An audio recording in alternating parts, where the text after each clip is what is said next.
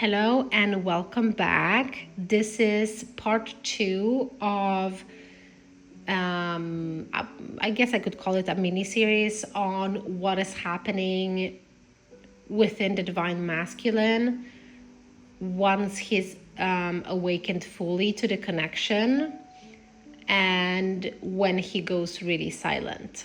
So, this is a continuation of the part one.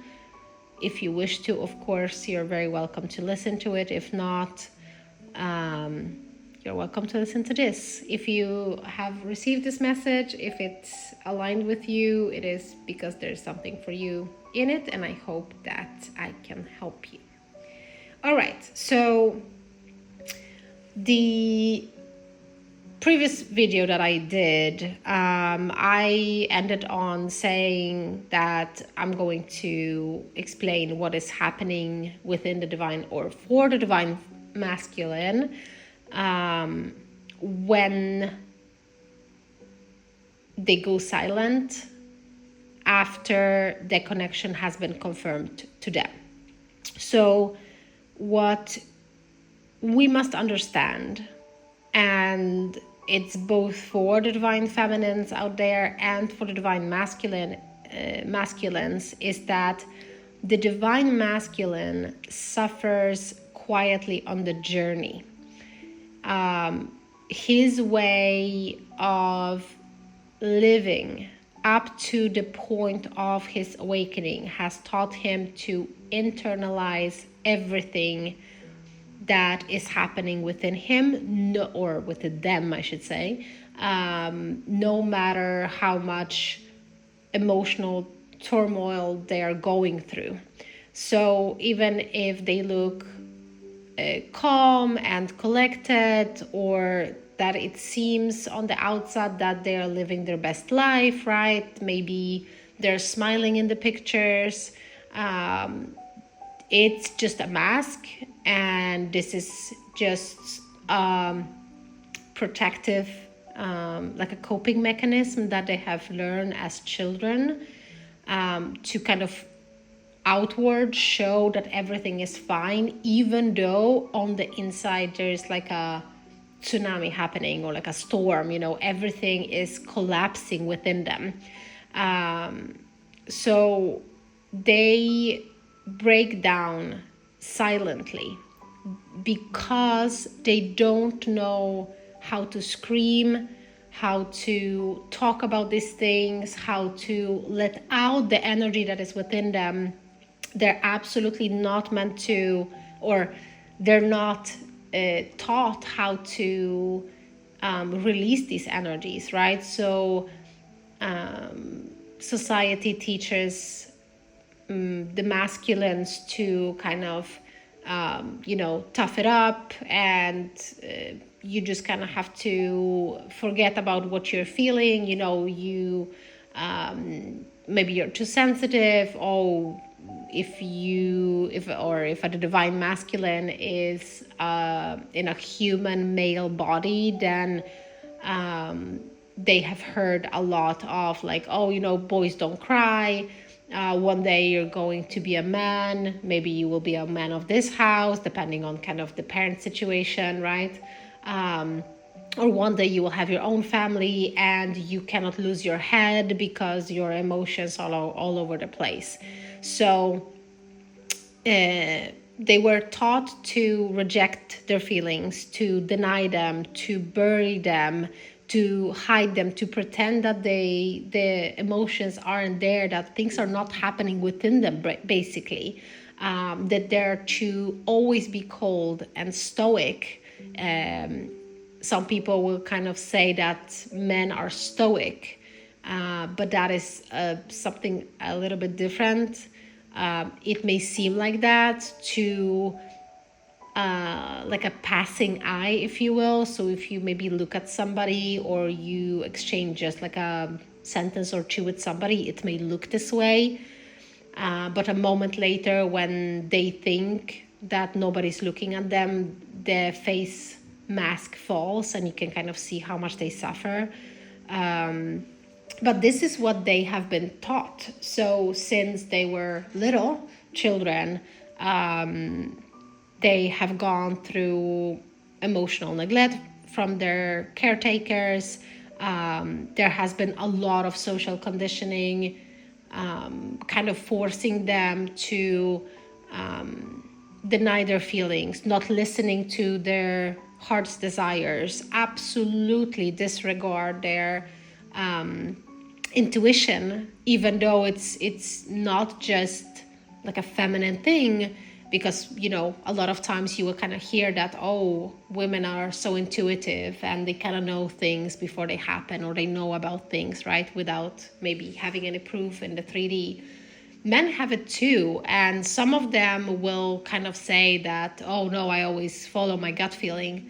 They don't. And it is because when they tried in the past, so when they were young or little, or young adults or little children, when they tried, they have really been shown for that. They have been kind of told off by being too sensitive, being too vulnerable, right? Or they have been pretty much rebuked when they try to open up, when they try to maybe talk about feelings or work through them, right? Or to own what they feel.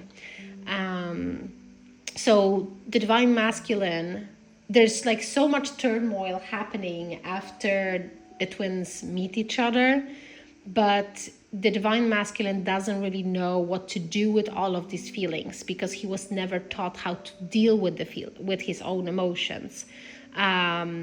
So all these things, the collapse of his own like false personas, it's eating him alive. So when they feel their connection with their twin, when they feel the love that exists between them and their counterpart, it's nothing that they can deny, and all of that, they really kind of deny it, and they pretend that it's not happening. So for as long as it's possible, they may outwardly seem to just continue the way they always have, right?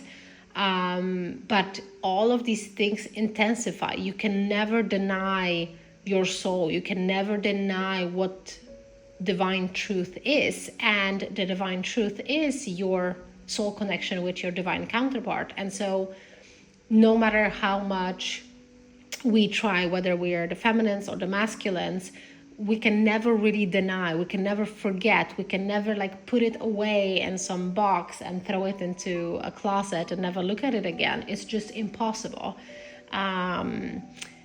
But the divine masculine may kind of escalate in his karmic ways. So they may kind of, because what they're doing is what they're trying to numb themselves, because that is kind of what has been their self-protection mechanism when they were younger and they were hurting, because they weren't allowed to express their feelings and work through their feelings. They were never taught how to. It was just basically, well, you just kind of have to shut up, take it, and never speak of these things again, right?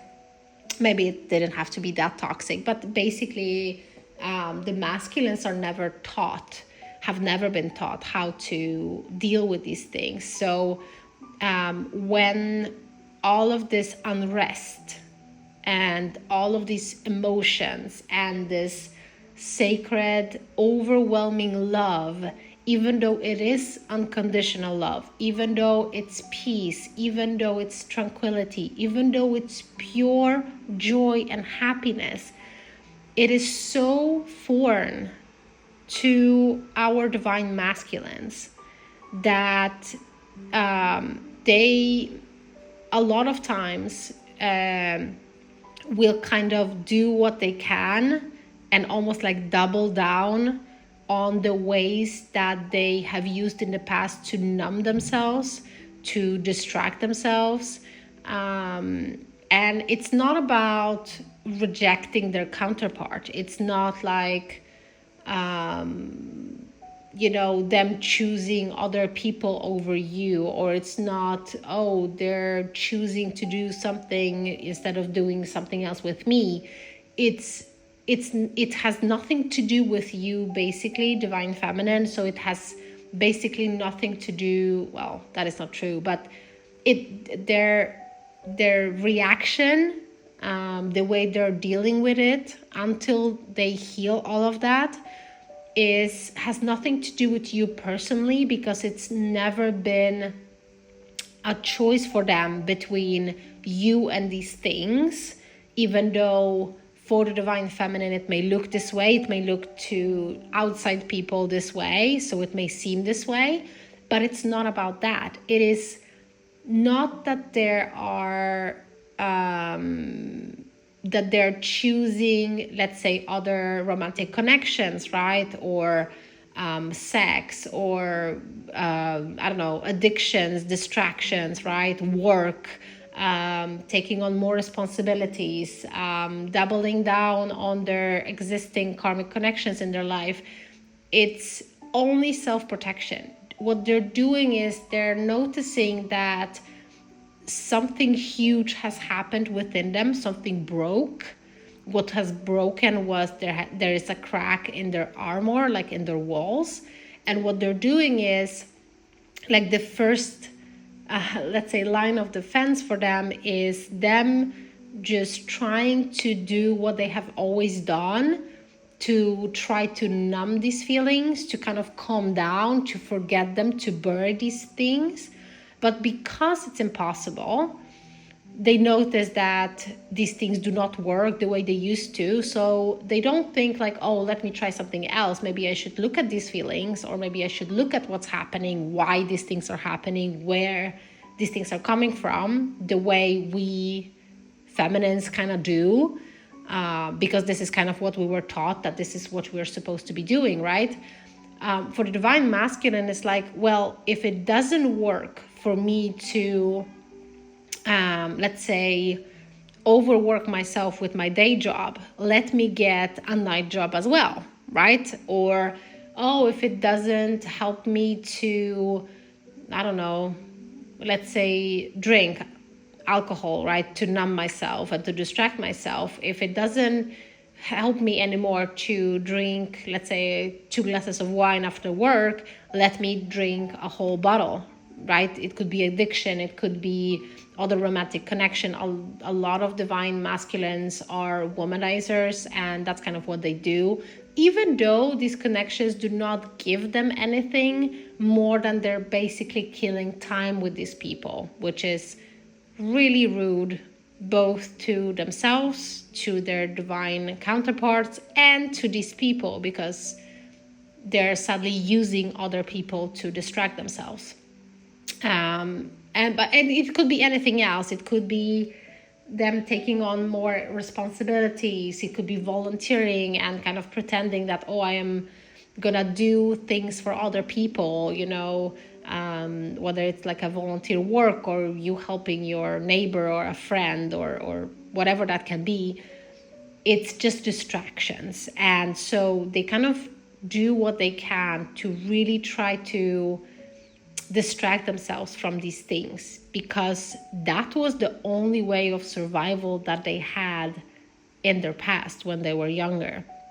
So for us, it's kind of to remember that the divine masculine silence is a way of his survival. It's a way for him to hide the parts of him that are awakened, that absolutely overwhelm him, because he feels everything but doesn't know how to stay present in these feelings.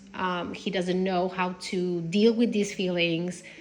He doesn't know what to do with them. And so it's very much that whatever is happening within him, he internalizes. And then when the numbing doesn't work, when the distraction doesn't work, kind of doesn't come out until they are completely healed, because that is kind of the nature of their role in the connection. So they suffer in silence. Everything is on the inside. This is why we see less of divine masculines reaching out for help, whether it's within like the, let's say, spiritual community, whether it's to a psychologist in the 3D, right? We see less of this because most masculines are really, really brainwashed to kind of never bring their emotional turmoil up to the surface, because a lot of times they were shamed or seen as faulty if they were too sensitive, right? Because it's not about being too sensitive. We all are sensitive beings, but it's about them experiencing, maybe during their childhood or when they were young adults, them kind of being vulnerable with their their like people close to them, right? And they were shamed for that. They were rejected. They were absolutely not validated at any point in time, like their feelings weren't. And they were called crazy, they were called too sensitive, or like you're a masculine, you shouldn't cry, you shouldn't care about these things. So there's a lot of this kind of toxicity, and just, or the fact that they are awakened and all of these things rise within them, that does not stop, or these the self-protective mechanism of them not, or pretty much keeping quiet about everything, that does not go away just because they are awakened and now they know the divine truth, right? And now they feel all of these things, they feel the sacred connection, they feel the energy and presence of their divine counterparts. So that is very, very different to how the divine feminine will deal with the things. The divine masculine kind of believes that he has to do it all alone, because he was pretty much taught and made believe that there isn't anybody going to help him, or them, I should say, because they're masculines, and masculines should be tough, they should be cold, they should be very logical, they should always choose practicality over anything else, they should always think logically and not care about what their intuition or their heart is telling them. It all stems from their childhood home. So that is a very big thing, because it really comes down to that no matter what the divine masculine is doing in the 3D at any point in time, right? No matter how long ago the divine masculine has been awakened, or how recently it has been, no matter how picture perfect that life can seem to everybody else, he is really in pain. So the divine masculine is really in pain. He is breaking down. Everything is falling apart. All of his old persona, so who he has seen himself to be, everything is falling apart. It's just that he's been conditioned to hide it all, so that even people like close to him in the 3D, they don't really notice things until much, much later, once these changes that divine masculine does internally start reflecting on the outside. And then a lot of times it's called that they're either crazy, they have lost their mind, or it's midlife crisis, which is such a judgmental and toxic way to call people out, because it's really beautiful that finally, because a lot of times it is men, not only, but a lot of times people will have spent so much of their life, most of their life, living by society's standards and all of these conditioned way, and they finally broke free. This is not midlife crisis. This is not like a moment to tell somebody that they have lost their mind. It's beautiful because people have finally broken free from all of that. Imagine living your life in a cage, almost your whole life, and then finally breaking free and feeling the freedom where you're allowed to be precisely who you are. You're allowed to speak your mind and you will not be judged. And even if there are people judging you, that doesn't matter. You shouldn't care about it, and you don't care about it. It's such a freeing thing. Everybody deserves that. This is kind of why I'm here and I'm doing this, because it's obviously it's close to my heart as well, because my other self is going through these things right now, and I am so proud of my own divine masculine, and I'm so proud of really all of us, because there's so much work that we have done, and the leaps and bounds that we do on this journey with healing, it's such a beautiful sight to behold. But anyway, I got that little sidetracked. So yes, so the divine masculine suffers in pain, right? Or, well, suffers in pain. They suffer in silence is what I was trying to say. And so that's one thing. The second thing is that when you really think about it, the divine masculine has never been a willing participant. And to be completely honest, not even the divine feminine has been a willing participant in this awakening. We kind of live in amnesia, right? So we don't remember who we are, where we come from, and all of these connections between us humans and higher realms, right? It's just that when we divine feminines are awakened, so when the divine feminine is awakened, she kind of catches on very fast, because she sees all of these subtle things. She sees things from a higher perspective. So for her, it's not like, oh, how strange that there's so much more to existence than what I have been experienced. Suddenly it kind of makes sense to her. And the divine feminine does not fight that. She, yes, may have to learn to surrender. She may kind of fight the fact that she has to surrender, but she never questions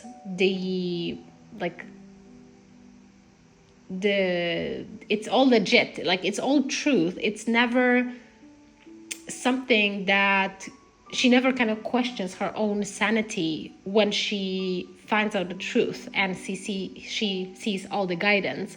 For the divine masculine, however, yes, he also goes through amnesia, or they live through amnesia up until a certain point, right? And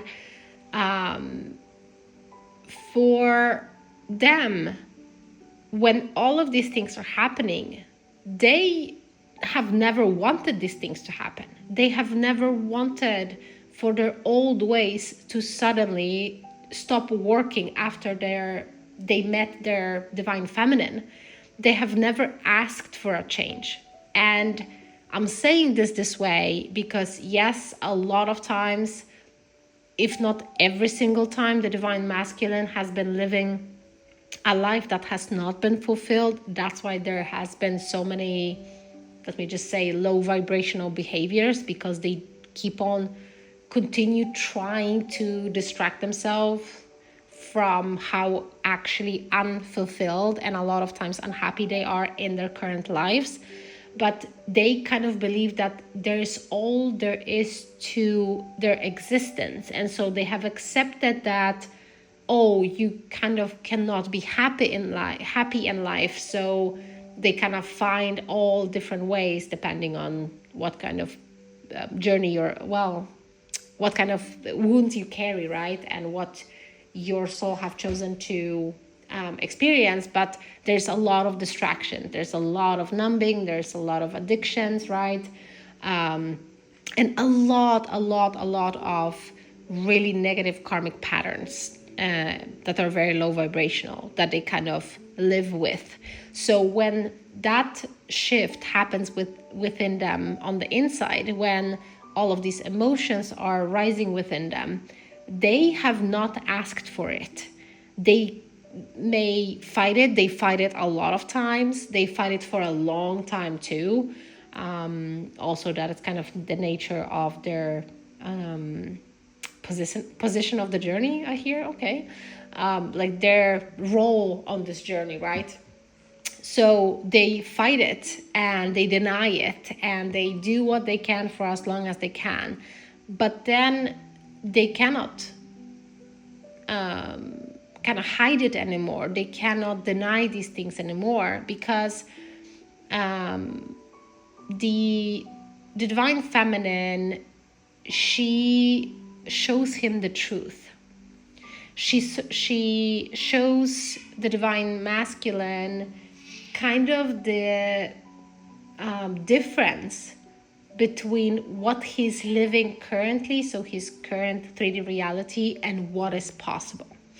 And I think that I'm gonna do a third part that talks about this. So if you want to, of course, come back and listen to part 3. If not, thank you so much for being here. I'm sending you love and light, and I will talk to you another time. Bye.